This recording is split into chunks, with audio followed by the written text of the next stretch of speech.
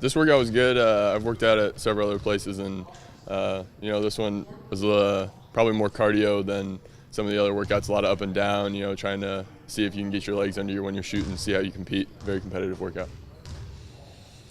Which teams were there that you worked out? I worked out at Boston a couple times, and then I worked out with Golden State and Sacramento. What was it like seeing Jason here? I guess you guys had crossed paths before. Yeah. Well, I actually worked out with him at Boston one of the days.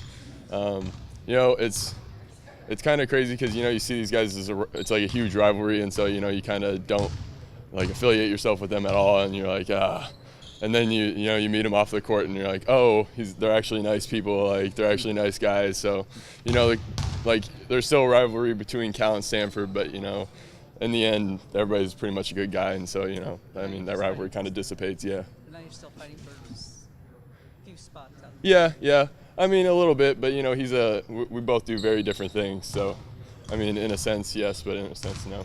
Since you did bring up the rivalry and you were in Boston, how was being in Boston's facility and working out there? How did that compare to over here on this side of town? It was. You gotta watch what I say here.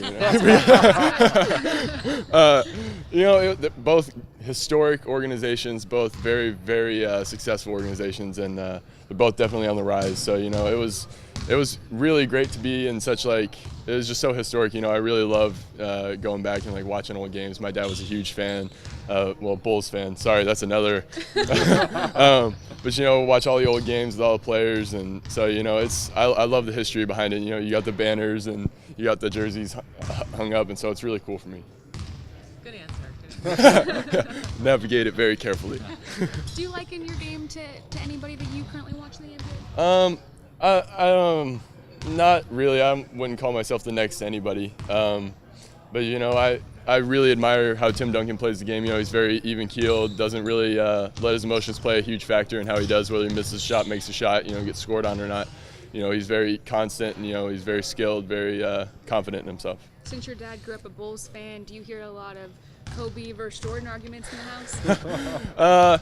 Not so much, because my whole family just Bulls, but when I went out to Cal, a lot of guys from LA, and so sometimes you get it in there, Kobe, Jordan, LeBron, Jordan, yeah, so the arguments everywhere you go. You're neutral on that, or do you have a take? I will remain silent.